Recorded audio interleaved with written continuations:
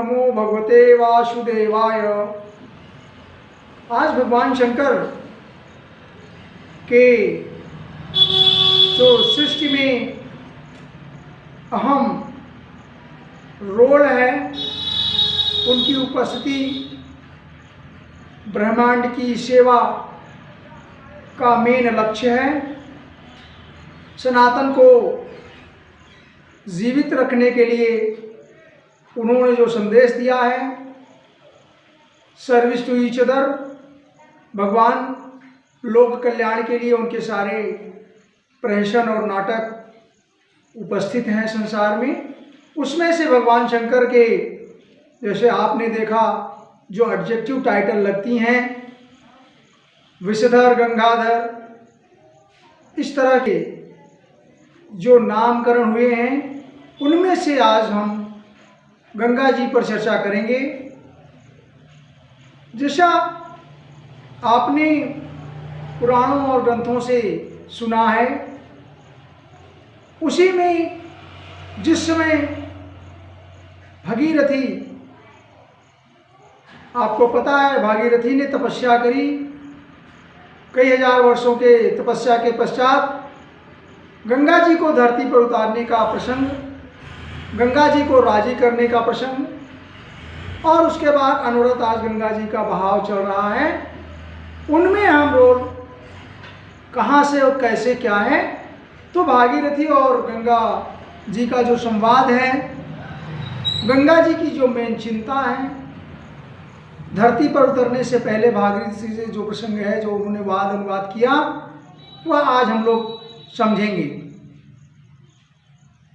प्रश्न यहाँ से आता है, गंगा जी आई कहाँ से? तो भागवत के महात्म्य पहले स्कंद के 18वें अध्याय के 21 श्लोक में यह वर्णन आता है कि एक बार ब्रह्मा जी श्री हरि भगवान के चरणों को धोने के लिए अपने कमंडल से जल निकाला, जल गिराया उनके चरणों में, और वही जल आगे चल करके निकलते हुए गंगा जी का रूप धारण करता है। वह जल जो श्री हरि विष्णु के पैर से प्रक्षालन से प्राप्त हो रहा है, वह गंगा जी का रूप है। और वह गंगा जी की बात यह है कि जिस समय यहाँ से गंगा जी का उद्भव है, लेकिन मेन प्रसंग जब भागीरथी ने यह प्रयास किया कि गंगा को धरती पर लाना है, ऐसे समय में गंगा जी जब उनकी तपस्या से प्रसन्न होती हैं, तो अपनी एक चिंता व्यक्त करती हैं भागीरथी से, और अपनी एक वेदना प्रकट करती है। दो बातें हैं, गंगा जी को एक चिंता है और एक तकलीफ है, दोनों अलग अलग बातें हैं भागीरथी से। वह जो प्रसंग है, उसमें जो चर्चा है, उसको आप इस तरह से देखें। गंगा जी की चिंता क्या है? तो 9वें स्कंद के 9वें अध्याय के 4थे श्लोक में इसका वर्णन इस प्रकार है, कोऽपि धारिता वेगम परतंत्या में महीतते। गंगा जी कहती हैं कि कौन सा ऐसा व्यक्ति है जो पृथ्वी पर मेरे वेग को धारण करेगा, करने वाला होगा महीतले, उस धरती पर। उसके बाद दूसरे लाइन में, अन्यथा भूतलम भित्वा नृपयास्य रसातलम, और अगर ऐसा नहीं होता तो मेरे वेग को धारण नहीं हो पाने की अवस्था में पृथ्वी को फोड़ करके मैं पाताल चली जाऊंगी, अर्थात रसातल में पहुंच जाऊंगी।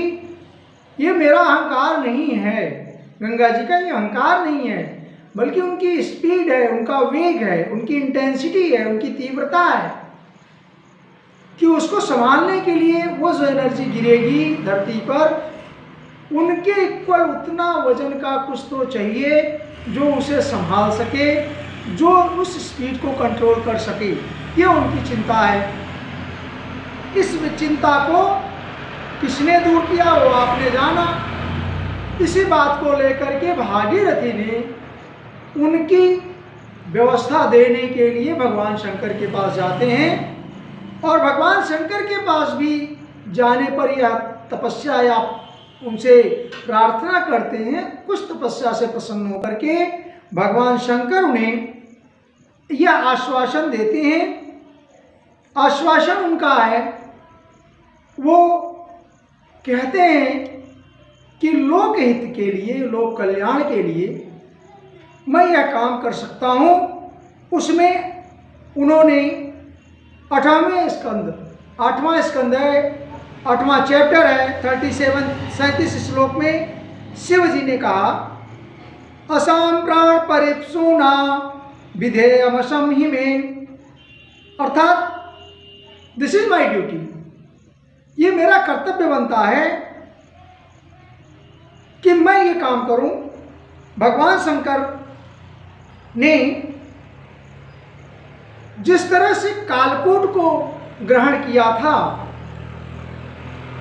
भगवान शंकर ने कालकूट को क्यों ग्रहण किया था? देवासुर संग्राम में जो विष निकला था, विष पीने के पीछे क्या तर्क है उसका, और आज गंगा जी को धारण करने के पीछे क्या तर्क है? दोनों के पीछे एक ही तर्क है, वो है लोक कल्याण की भावना।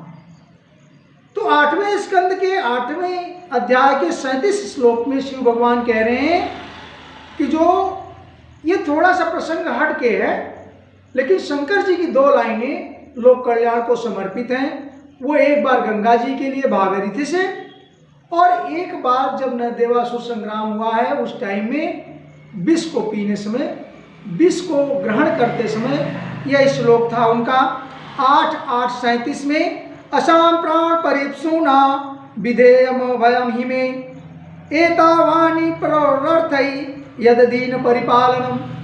लोक कल्याण के लिए, लोगों के पालन के लिए, लोक संग्रह करने के लिए, इस संसार में जो भगवान विष्णु की माया है, उसके प्लांट और फ्लोरा फूना एनिमल्स और सारी सृष्टि को बचाने के लिए उन्होंने कालकूट ग्रहण किया गया था कि उन्होंने किया था। और जो कालकूट पीते समय भगवान के यहाँ से अंश मात्र जो बूंद के रूप में धरती पर गिर पड़ा था, उसी से आपके यहाँ विषधर की रचना हुई, विष की कल्पना हुई, अर्थात जो सर्प में, जो बिच्छू में, जो बर्रे में जिस तरह से विष है, वो कालकूट का निकला हुआ, छलका हुआ बूंद है। अगर सोचिए पूरा विष होता तो संसार पे क्या होता, जबकि थोड़ी बूंद से विषधर से कैसे आप परेशान होते।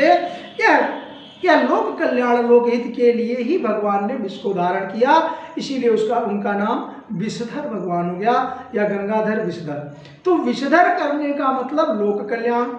यहाँ बताने का 2 अर्थ है, आशय है मेरा कि सर्विस टुगेदर। जो आप कहते हैं कि कर्म करें और कर्म का जो रिजल्ट है वो नहीं लें, उस पर चिंता न करें, वहीं पर ये 2 श्लोक बता रहे हैं कि सनातन मतलब सर्विस करना है। भगवान शंकर ने लोक कल्याण के लिए विष ग्रहण किया, एक बात ये होती है। अब दूसरे श्लोक में भगवान शंकर ने आगे चल करके जो 9वां स्कंद में, जिसमें गंगा जी की वेदना आई है, गंगा जी की चिंता आई है, तो गंगा जी की चिंता को दूर करने के लिए जो भागीरथी भगवान शंकर के पास आग्रह करने के लिए जाते हैं, तो भगवान शंकर पुनः कहते हैं उस प्रसंग में 9वें स्कंद के 9वें अध्याय के 9वें श्लोक में 9:9:9 में भगवान शंकर भगीरथी के प्रसंग पर उत्तर देते हैं। और ये कथा सुख जी बता रहे हैं परीक्षित को कि भगवान शंकर ने किस तरह से गंगा की भागीरथी की चिंता दूर किया, और वो किस तरह से श्लोक है 9:9:9, तथेतिराज्ञ विहितम सर्वलोक हित शिव। सर्वलोक हित, भगवान शंकर पूरे जो लोक है, जो संसार है, जो माया का सृष्टि ये निर्माण किया हुआ संसार है, उसके लिए भगवान शंकर संपूर्ण विश्व के हितैषी हैं, विश्व के लिए कार्य करते हैं। हे राजा, परीक्षित को सुखदेव बता रहे हैं, हे राजा कि ये जो बात है, दधारा वही तो गंगा पादपूत जलाहरे तथास्तु कह करके या भगवान ने इस बात को स्वीकार कर लिया भगीरथ से। भगवान शंकर ने कहा yes I will do that, कि ये वेद हम धारण कर लेंगे। इस तरह का अगर आप संसार में देखें तो भाई गंगा जी का वेग भी निर्धारण किया।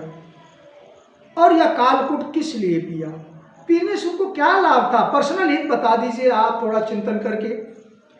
अगर आपको कोई ब्लड डोनेट को कहता है तो भी आप 10 बार सोचते हैं, क्योंकि आपका ब्लड कम ना हो जाए।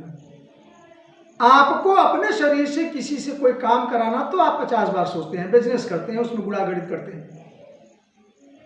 और विष पीने की तो बात छोड़ दीजिए। और गंगा का अनायास वजन क्यों भगवान ग्रहण करते हैं? इसके पीछे क्या निहितार्थ है? तो आंसर आता है फॉर द सर्विस ऑफ, जो लोक कल्याण की बात है उसके। तो ये दोनों लाइनें ये बताती हैं कि भगवान शंकर ने इस कारण से किया। थोड़ा सा भगवान शंकर का भी एक यहां पर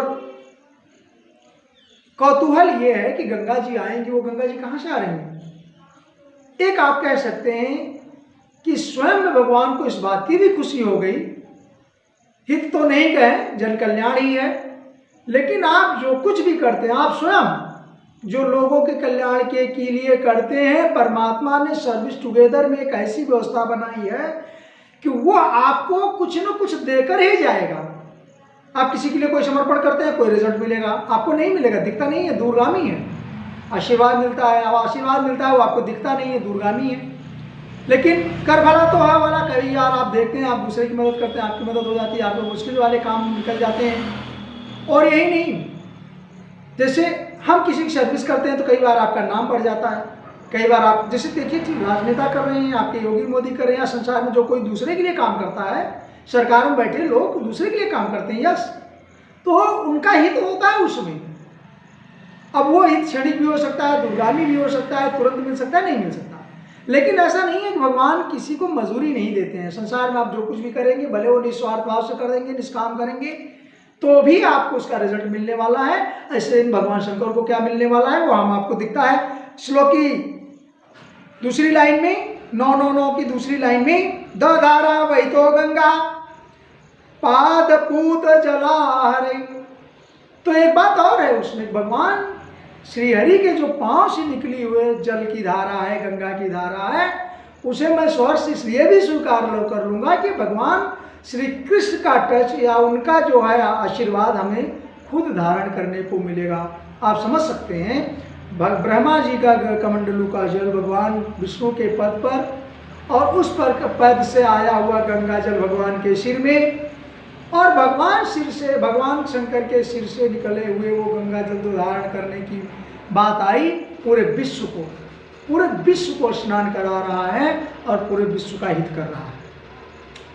आप उनके गंगा जल को दैवी इच्छा कृपा मत मानिए थोड़ी देर के लिए, जो नास्तिक लोग कह सकते हैं, लेकिन उस जल से आपके 1000 काम हो रहे हैं। कहीं इरिगेशन, कहीं सिंचाई का काम चल रहा है, कहीं प्लांटेशन में गंगा जल का काम चल रहा है, कहीं पूजे पाठ और अनुष्ठान में गंगा जल का आप उपयोग कर रहे हैं, कहीं जीव जंतु को अगर आप देखें तो उनसे पानी और जल ग्रहण करके गंगा जल से कितने लोग कृतार्थ हो रहे हैं।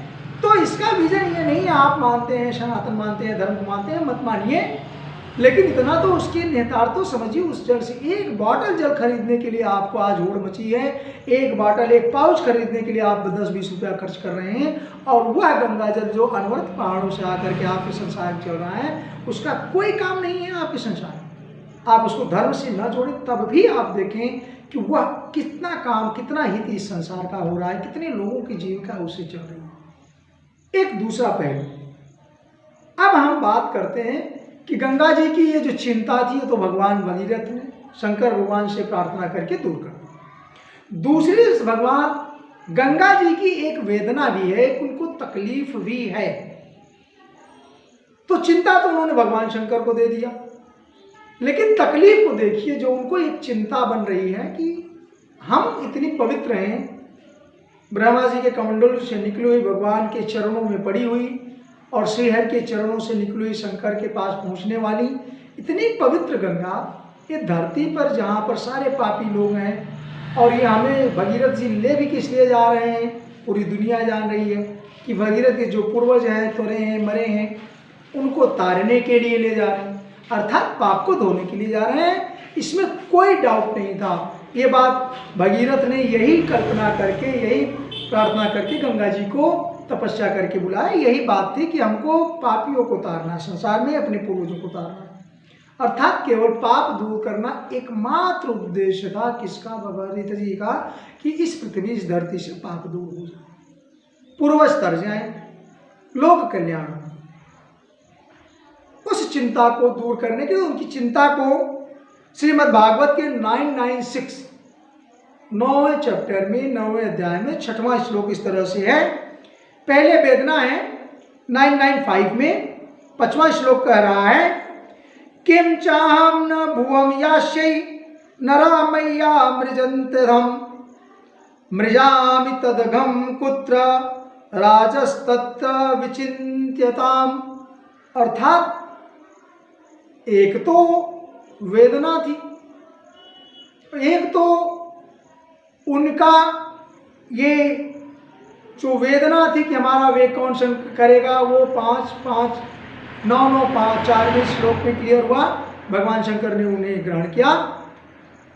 तो चिंता कि भाई हमको धरती पर जाने का एकमात्र उद्देश्य है पापियों का उत्थान करना, पाप को धोना, पापी को दूर करना, पाप को मिटाना। अब हमारी चिंता यह है कि सब लोग हमारे स्नान करेंगे, अपने शरीर धुलेंगे, उनका पाप दूर होगा, या पृथ्वी पर जब मैं जाऊंगी तो लोग मुझ में अपने पाप धोएंगे। फिर उसी में कहती हैं कि ये जो सारे पाप इतने इकट्ठे होंगे, मृजाम तदगम राजकुत्रा, ये राजा कि हम अब इन इकट्ठे हुए पाप को हमारा क्या होगा, कहने का मतलब वो सारे पाप को मैं तो ग्रहण कर लूंगी, तो मैं वो पाप कहाँ जाकर के धोऊंगी। ऐसा भगीरथ से गंगा जी ने कहा कि आप इस पे विचार करिए कि वो सारे पाप लोग हम में धोएंगे, लेकिन मैं अपना पाप कहाँ धोने जाऊंगी। तो उसके लिए भगीरथ ने कहा 996 श्लोक कि इसका भी एक काट है, आपको भी पाप धोने का एक अवसर मिला करेगा। वो कैसा, साधोन्या शिनः शांता ब्रह्मनिष्ठ लोक पावना, कि हे माता, जो बिल्कुल लोक परलोक में जिन्होंने धन संपत्ति स्त्री संपदा, या ये कहते हैं कि सारी कामना का संन्यास कर लिया है, सन्यासी लोग जो विरागी हैं, वीतरागी हैं, वैरागी हैं, जो कुछ नहीं अपना ग्रहण किए हुए हैं, सारी प्रकृति में रहते हैं, उसी का खाते पीते, लेकिन कुछ संग्रह उनका नहीं है, ऐसे सन्यासी और वैरागी लोग जो संसार से उपरत हैं, जिन्हें इस संसार के खट विकारों में ज़्यादा नहीं रहना है, जो परम शांत हैं, हरत्यंतगम ते संगात ते स्वाते यदविध्वरे, जो भगवान की निष्ठा में लगे हुए हैं, जो परोपकारी सज्जन हैं, ब्रह्मनिष्ठ हैं और लोक में पवित्र हैं, वो आपके अंदर जब जाएंगे स्नान करने के लिए, उनका चरण छूने पर आप भी पवित्र हो जाएंगे। अर्थात वे जो लोक हितैषी, लोक परमकारी ब्राह्मण, साधु, संत, विचारवान, वो जो भगवान शंकर या भगवान हरि से जिनको पूजने की कहानी कही गई है जगह जगह शास्त्रों में, कि संतों की पूजा भगवान भी करते हैं, ब्राह्मणों की पूजा भगवान करते हैं, या वो उनके हितैषी हैं, परम हितैषी हैं, उनके भगवान उन भक्तों के वश में रहते हैं, भक्त वत्सल भगवान, और भगवान शंकर के चरणों में हृदय में निवास करने वाले वो संत वैरागी, वो जो इन लोगों से एक हैं, एकाकार हैं, जो ये परब्रह्म के साथ रहने निवास करने वाले संत हैं, वैरागी हैं, ब्रह्मनिष्ठ हैं, लोकपाल हैं, सन्यासी हैं, शांत हैं, परम शांत हैं, और जिन्हें भगवान ने अपना दर्जा दिया हुआ है, ऐसे लोग जो अघ को नष्ट करने वाले हैं, अघासुर को नष्ट करने वाले भगवान अघ शंकर, भगवान विष्णु के चरण शरण में जो रहने वाले भक्त हैं, जो उनका निरंतर ध्यान करने वाले हैं, वो आपके उनका स्पर्श करने से आप भी धन्य हो जाएंगे, अर्थात आपके सारे पाप नष्ट हो जाते हैं। तो गंगा जी में सब स्नान करते हैं, वो पापी भी वो संत भी, एक ही घाट पर। उनका अपना रिलेशन देखिए, इक्विलिब्रियम क्लियर होता है, क्रिएट होता है, इधर पाप उधर पुण्य। अब आप ये कह सकते हैं पापी ज्यादा और पुण्यात्मा कम, ये प्रकृति का विषय है, परमात्मा का ध्यान है, क्योंकि भगवान के संकीर्तन करने में एक नाम स्मरण मात्र से कितने लोग तर जाते हैं। तो ऐसे संत अगर गंगा जी में प्रवेश करते हैं तो गंगा जी के सारे पाप एक क्षण में नष्ट हो जाते हैं। यह चिंता भी भगीरथी ने इस श्लोक के माध्यम से गंगा जी की दूर कर दी। अर्थात इस आज का जो चैनल के माध्यम से आपके पास ये प्रसंग जा रहा है, उसमें सिर्फ दो बातें निर्धारित हैं कि you have to perform your duty. भगवान भी ये बताते हैं कि विश्व कल्याण के लिए मुझे विष ग्रहण करना पड़ा, विश्व कल्याण के लिए मुझे गंगा धारण करना पड़ा, तो विश्व कल्याण के लिए दधीची को अपने प्राण देने पड़े, उनकी हड्डियों से इंद्र ने वज्र बनाया। अर्थात संसार की सृष्टि चलाने के लिए सबको त्याग करना पड़ा है, ऐसा उदाहरण मिलता है हमारे शास्त्रों। तो हमें आपको अगर थोड़ा सा किसी की सेवा करने के लिए थोड़ा समय देना पड़ता है, अपने जीवन का थोड़े दिन देने पड़ते हैं, कहीं ब्लड डोनेट करना पड़ रहा है, कभी किसी को गिरे हुए को मदद करनी है, किसी को उठाना है, तो आपको भी इस शास्त्रों से समझ करके उस प्रकृति की सेवा के लिए समर्पित रहना चाहिए। बस इतना ही उद्देश्य है। जय श्री कृष्ण।